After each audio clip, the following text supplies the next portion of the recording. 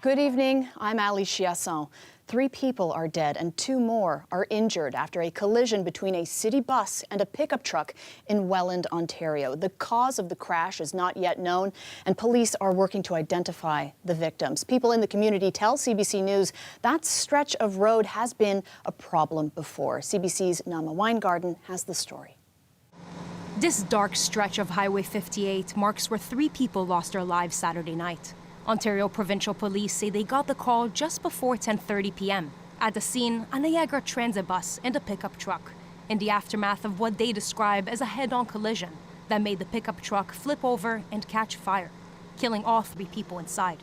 We are attempting to expedite that and determine exactly who these 3 individuals were in this pickup truck.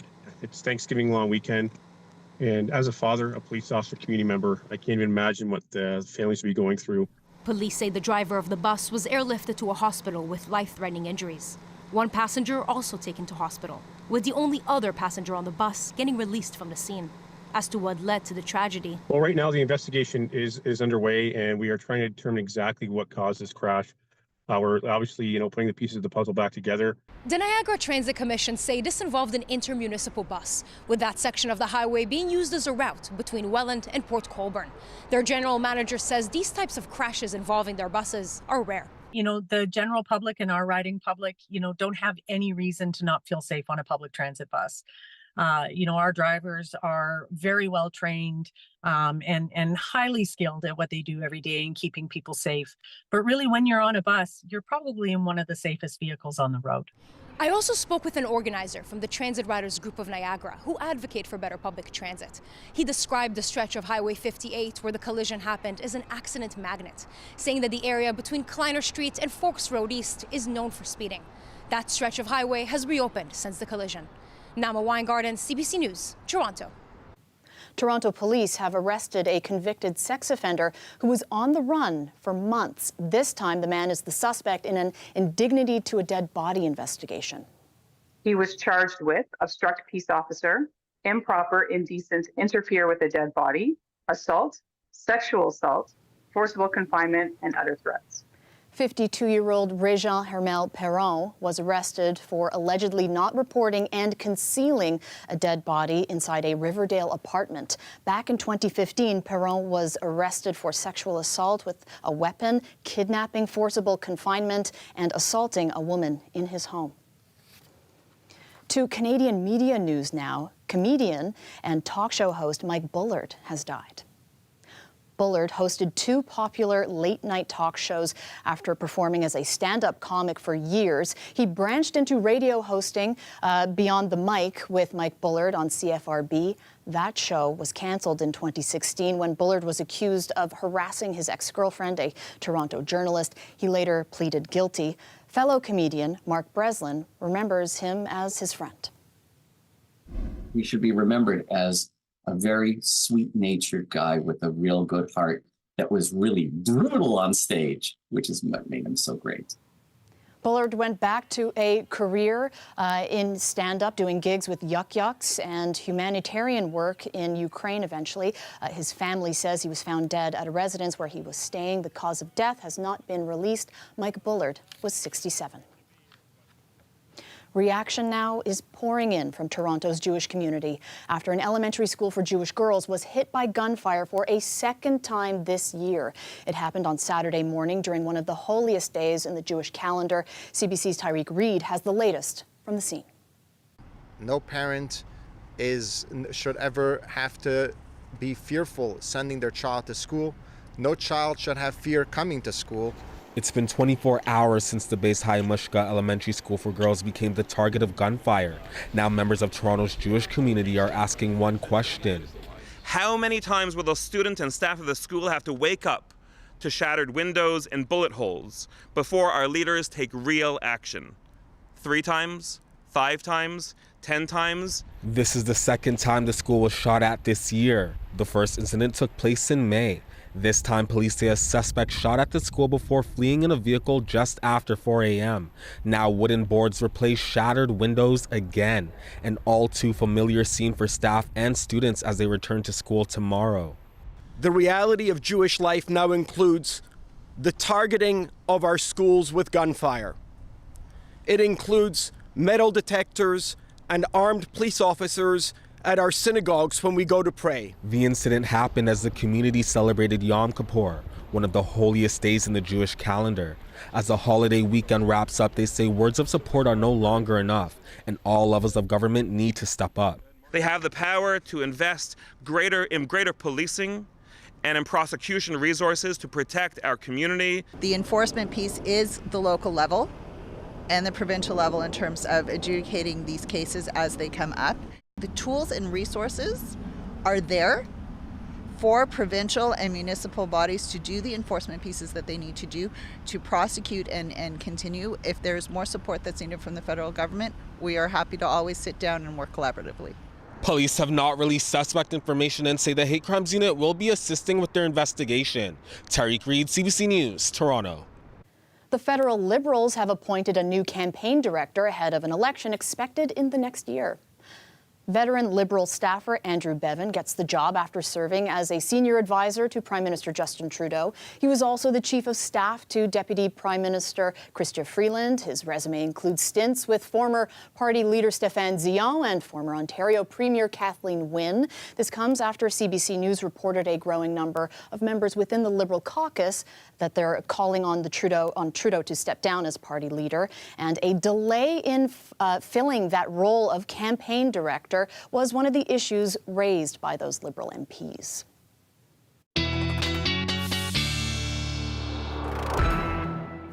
You are looking live at Ottawa, where it's been a chilly Thanksgiving weekend. It's cloudy and feels like 6 degrees this hour. Sophia Kambalia joins us now with a first look at your forecast, which we are very thankful for. Yes, happy Thanksgiving, everyone. I do wish I had a better Thanksgiving Monday forecast for you. It could be worse, though, but Thanksgiving's notoriously hard to forecast, right? This time of year, we really could have any season come into play, and Mother Nature is certainly serving up a few healthy helpings of these below seasonal conditions and temperatures. The blues and greens here, reminiscent of temperatures that are anywhere from 2 to 8 degrees below the seasonal average. And we've certainly had that raw feeling, gusty easterly wind throughout today, along with that shower activity around the region that we had. Peak gusts anywhere from 35 to 46 kilometers an hour that we saw. We will continue to see a northerly flow from Thanksgiving Monday. You know what that means? Cooler winds over the warmer lake waters. It's the perfect recipe for lake effect showers. They will begin in earnest Monday afternoon and evening, but really Monday around the region is fairly dry. It will look gloomy and it will be rather chilly. Monday evening, those bands of lake effect showers move in, and then have a look at this, the blue and the pink on your screen. Do you remember this, folks? Some areas, higher elevation areas, Dundalk Highlands, Mount Forest, Orangeville, could see some of the first flakes of the season where it's cooled enough into Tuesday morning. And then look at Tuesday morning and afternoon. Widespread convective lake effect showers around the region. Will be some rainy drives around the 400 and 401 series highways. We'll talk about who else could see snow into Tuesday and how cold it gets this week later on in the long range. Ali. Thanks, Sophia. SpaceX pulled off a daring maneuver today. They successfully returned a rocket booster to Earth in what's being called a catch landing. It marks a giant leap in aerospace engineering. Vanessa Lee reports. All eyes were on Boca Chica, Texas. We have liftoff. As the Starship rocket blasted off at sunrise. On its return to Earth, SpaceX achieved something never done before with their heaviest rocket. This is absolutely insane! Getting its booster to land not in the ocean, but instead guiding it back to the same launch pad into a pair of giant mechanical arms, what's known as a chopsticks maneuver. No one was on board, but the flight is crucial to the company's goal of making space travel more cost-effective through reusable technology. This was the most exciting live event since the Apollo moon landings. I mean, to see this event live it blew me away to watch it. The 21-story Super Heavy booster with 33 engines returned to land nearly 7 minutes after launch. To be able to slow down a piece this big, put it back where it launched from, is pretty significant. It's an advancement in technology. SpaceX has grown to dominate the space launch business. it's more of an advantage almost to have a private company in that they're taking more risk. His name is Elon Musk. But for some, that dominance poses another risk: the politicization of space exploration. SpaceX founder Elon Musk routinely promotes far-right views on his social media platform and financially backs U.S. presidential candidate Donald Trump. Elon Musk is very opinionated and obviously is dabbling in politics as much as anything else today. SpaceX is delivering good engineering, good hardware, and is driving the space frontier. Personally, I like to keep those two things separate. This is a day for the engineering history books. The most powerful rocket ever built, which could one day send people and supplies to the moon and beyond. Vanessa Lee, CBC News, Montreal. UN peacekeepers in Lebanon say 2 Israeli tanks crashed into one of their bases, and nearby shelling has left 15 personnel needing treatment. This follows other charges of peacekeeping sites being hit before. Israel claims the tank was rescuing the wounded at the time, and it backed into the base to avoid enemy fire. Also today, more Lebanese villages were told to evacuate. At the same time, Hezbollah targets northern Israel. One strike has killed 4 and wounded 60. In Gaza today, Israeli forces advanced further in their week-long offensive in the north. Witnesses say tanks reached the edge of Gaza City and bombarded several districts, cutting it off from the north. The raid started 9 days ago. Gaza officials report 300 have been killed, and that number could climb. In Florida tonight, hundreds of thousands of people are still in the dark in the wake of Hurricane Milton. And there's another problem. They're running out of fuel. Aaron Collins takes us to the scene of a hard-hit area, waiting for aid from Washington. Days after Hurricane Milton blew through, Joe Biden touched down in Florida. The president arriving with cash to beef up the state's power grid. This funding will not only restore power, but will make the region's power system stronger and more capable and reduce the frequency and duration of power outages.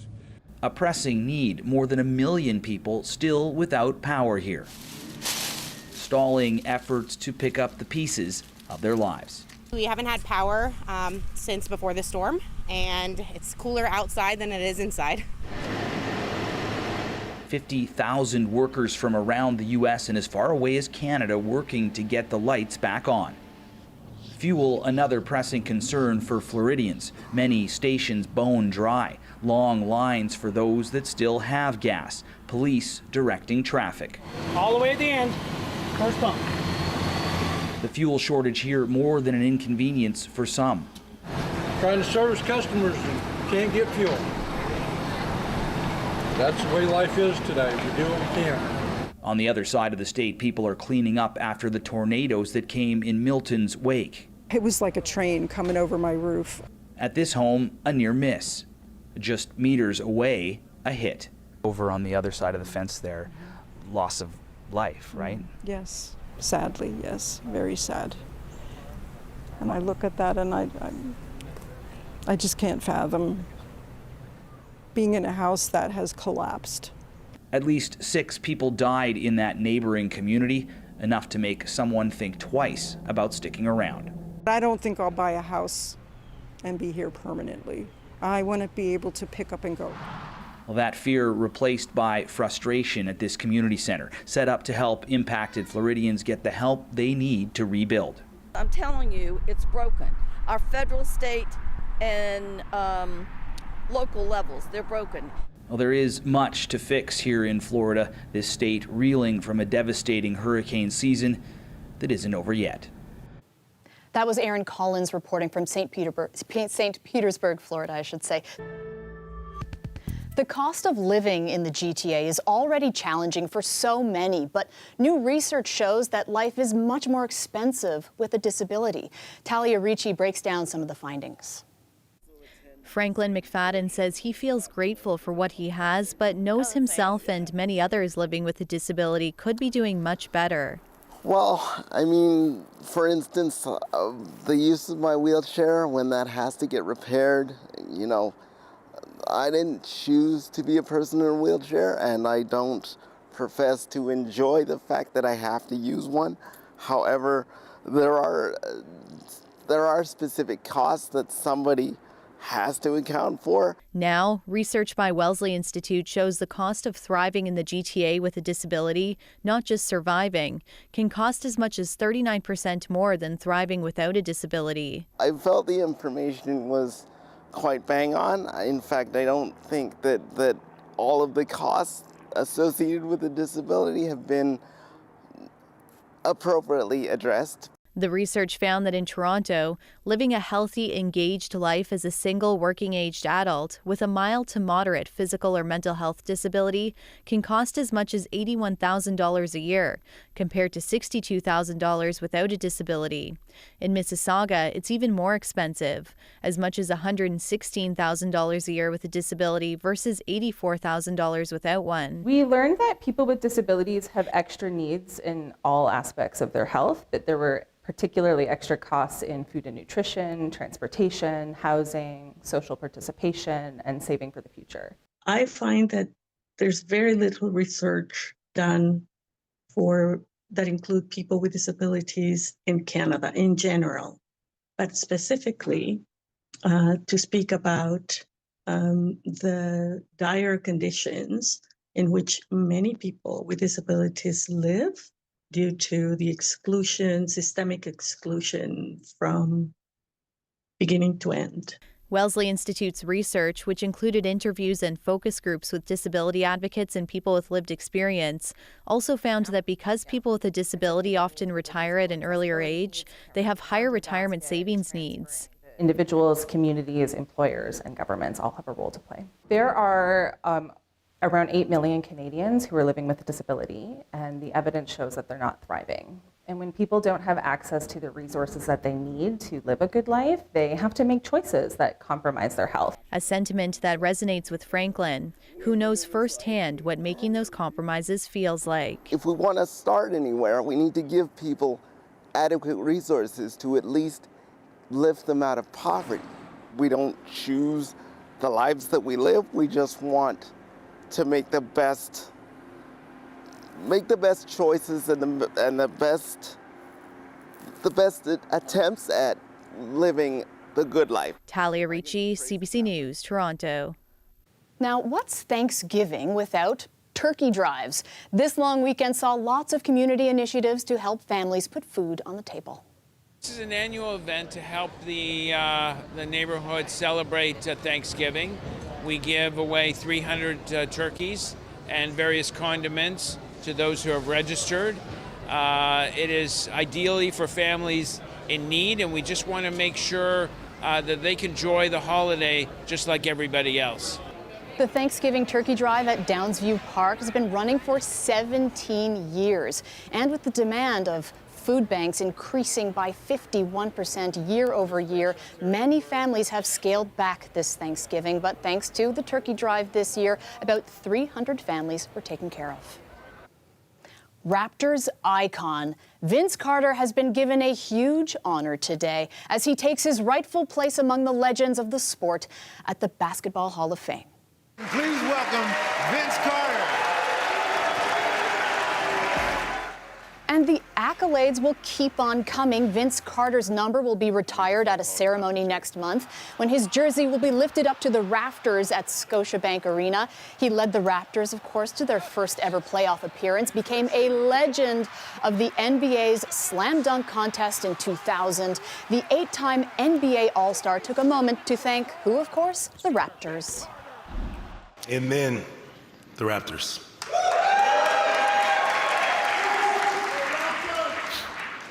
And all of my teammates and players that I play. Oh, I gotta say, JYD, I know you're in the building. Go ahead, JYD, do your thing. Yep, that will be him. Thank you for that opportunity for 6 years. It all started there. I had some memorable moments with that organization, which created Vinsanity, which is why, without a doubt, I'm going to the Hall of Fame as a Raptor.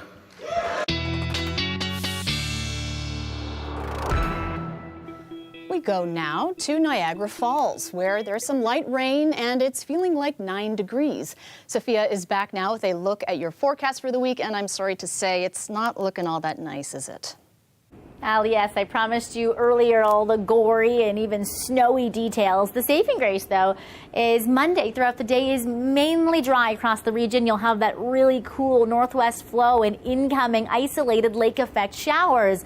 They increase in activity Monday overnight into Tuesday, as does the threat of that high elevation first flakes of the season. Dundalk Highlands, Mount Forest, Orangeville area, widespread convective showers for Tuesday morning into Tuesday afternoon. That's also when we hit rock bottom when it comes to temperatures, and that's when some of this precipitation is going to come down as the white stuff. For those of you north of the Nickel Belt into Timmins and even along the Algonquin Highlands, it's not going to be shoveling snow, but maybe enough to dust off the windshield. For Monday, we are barely into the double digits around parts of the south, and it's really frosty overnight conditions throughout the region, and especially into cottage country and along the Georgian and the Huron shorelines for Monday overnight. Rock bottom, though, when it comes to your daytime highs on Tuesday into the high and even mid-single digits. Right across the board, you're actually closer to the freezing mark for your daytime high into parts of northern Ontario with that wintry mixing happening.